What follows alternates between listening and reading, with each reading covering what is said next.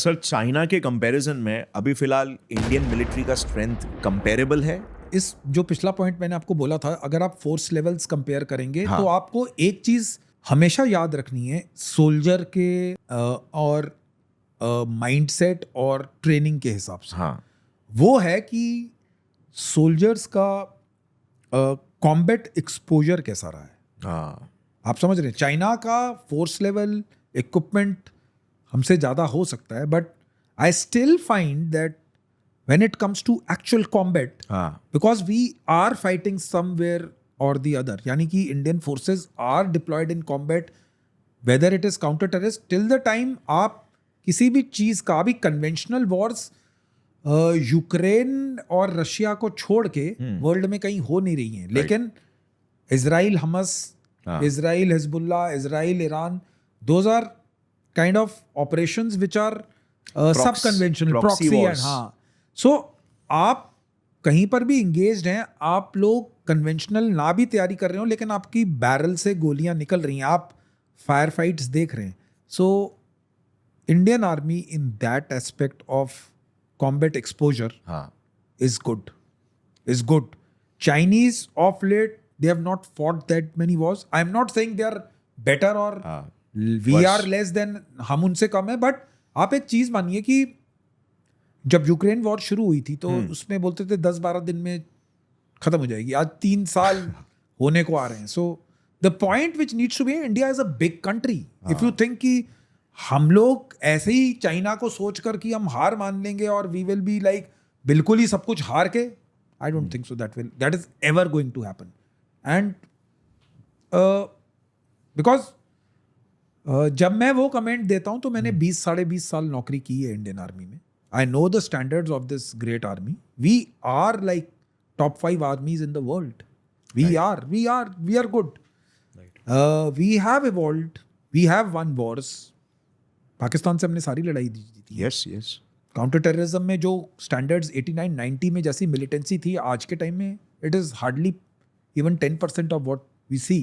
So we are there, we will fight well. We need not be, हमको China is a threat. Pakistan is not a threat from my side only at all. But China is a threat, but not that ki we will not do anything. We will inflict damage on them also. Right. Yeah. और अभी like दो बहुत ही developing economies में उस level का war होने की chances बहुत कम है. Absolutely. बहुत चांसेस कम है, but that doesn't mean we shouldn't be prepared. We shouldn't be prepared. They, like I would say कि a good nation or a good community or a good person is one जो physical intervention तो is a last resort. Right. आप समझ रहे हैं. Main thing remains कि how well prepared you are, what are your counter checks and balances, जिसमें आप लड़ाई लड़ने से पहले ही अपने opponent को size up करके उसको neutralize करने की कोशिश कीजिए. So confrontation per se, I don't think so will happen. Diplomacy is a better option. And all are everything. Yeah, incidents like Galwan.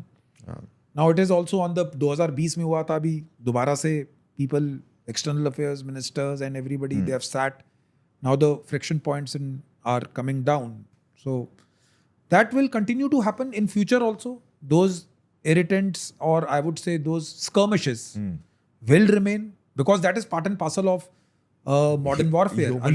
यानी आप उसको ये नहीं कह सकते कि अब बिल्कुल ही सब कुछ ठंडा होकर बैठ जाएगा. जैसे आप अभी जम्मू रीजन में थोड़ा सा फिर स्पेट ऑफ आपने थोड़े इंसिडेंट्स देखे कि टेररिज्म के हो गए.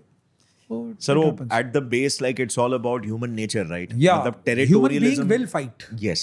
It's an instinct. यानी territorial आदमी की instinct है. हाँ, आदमी की इंस्टिंक्ट है. Till the time आदमी रहेंगे इस दुनिया में, लड़ाई थोड़ी बहुत कहीं ना कहीं. और इसीलिए like हमने एक वीडियो बनाया था जिसमें like हमने इस डायरेक्शन में थोड़ा सा रिसर्च किया.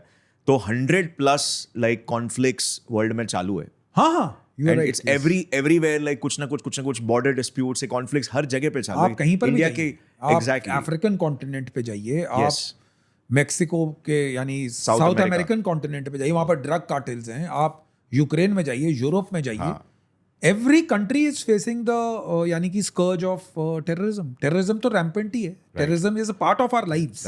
यू कैन नॉट से कि it is out and away. So North America के जो वहां से मेक्सिको से साउथ अमेरिका में पूरा ड्रग कार्टेल फैला. सब कुछ. Guatemala, Honduras, everywhere. Yes. सो सर्जिकल स्ट्राइक्स पिछले कुछ सालों में बहुत ज़्यादा लाइक Absolutely. लाइमलाइट में आए थे, और most of the surgical strikes के लिए पैरा एसएफ कमांडोज को चुना जाता है बिकॉज टेरेन्स में होते हैं, मोस्टली लैंड टेरेन्स में होते हैं. Yeah. तो ये मिशंस को एग्जैक्टली एग्जीक्यूट कैसे किया जाता है from top to bottom, like इसकी स्ट्रैटेजी कैसे बनती है, टैक्टिकल लेवल पर जो डिसीजंस होते हैं, डायरेक्शन का काम हो गया, अपडेट करना हो गया न्यू इन्फॉर्मेशन मिलने पर, और एग्जीक्यूशन का काम हो गया. तो इसका ये जो पूरा एक टीम वर्क के साथ ये किस तरीके से चलता है, क्या आप कोई लाइक मिशन का एग्जाम्पल देकर आप व्यूअर्स को एक पर्सपेक्टिव दे सकते हैं? ओके, आपको व्यूअर्स एंड सबको ये मालूम होना चाहिए कि जो स्पेशल फोर्सेस हैं पर से they are strategic assets of the country. Right. यानी कि आप जब हमें बोलते हैं कि best of the best elite forces and tip of the spear, so आप लोगों को यानी व्यूअर्स शुड नो कि आपको नॉर्मल मिशंस के लिए नहीं यूज़ किया जाता. Even in if I give you a small example of counter-terrorist operations, जहाँ पर militants का और terrorists का सबसे ज़्यादा movement है, where high value targets are there, so you employ the special forces over there. Okay. So यानी special forces philosophy में आपको एक चीज़ समझना चाहिए कि हम कहते हैं कि it's a very good saying जो हम हिंदी में बोलते हैं कि पैराट्रूपर का जो सबसे अच्छा साथी वो उसका दुख सुख का साथी इज रुखसुख. ये रुखसुख it's called as rucksack, but jawans and everybody called it as जो हमारा बैकपैक होता है. अच्छा. कि this is the guy who is our, this is the thing which is our bread and butter. Because आपको मालूम नहीं है कि आज आप इधर हो, कल आप कहाँ चले जाओगे. Right. So when you talk of surgical strikes, para SF क्यों यूज होती है, क्यों करती है? Only because regular army is a large component. यानी आपको अगर वो मूव करेगी, अगर वो लेफ्ट राइट एक पोजीशन से दूसरी पोजीशन पे जाएगी, the signature is very high. यानी आपको बहुत मूवमेंट्स नजर आएंगी. Para SF because most of the time it is like acting like ghosts, यानी कि भूत की तरह. और इट्स अ यानी कि वो फोर्स है जिसको जो ज़्यादा दिखा नहीं रही है, वो काम कर रही है अपना, लेकिन they are people who will come लोगों के साथ आपको ज़्यादा डिविडेंड्स प्ले करेंगे. Right. So in surgical strikes, because you do those kind of strikes जहाँ पर आपको ज़्यादा सिग्नेचर नहीं चाहिए, आपको ज़्यादा हु हल आपने किया, कम लोग लेकिन सबसे काबिल लोग, कम काबिल, जल्दी गए, कोऑर्डिनेशन के साथ गए, अंदर गए, डैमेज इन्फ्लिक्ट किया, जब तक किसी को पता लगा वापस. हाँ. आप समझ रहे हैं? हाँ. सो एग्जीक्यूशन एंड टास्किंग जो पर से है, it comes from the highest authorities of whether it is army, whether it is ministry of defence, आप जिसको भी कह ले, जो नेशनल सिक्योरिटी apparatus है, it comes from generally from that. ये मिशन करना है, ये मिशन करना है. Okay. The tactical part of it, the execution part of it remains with the commanders on ground. यानी कि आपके जो commanding officer of a special forces unit in consultation with the field formations जो जहाँ पर भी ये ऑपरेशन हो रहा है, उसके साथ मिलकर वो ऑपरेशन किया जाता है with high coordination.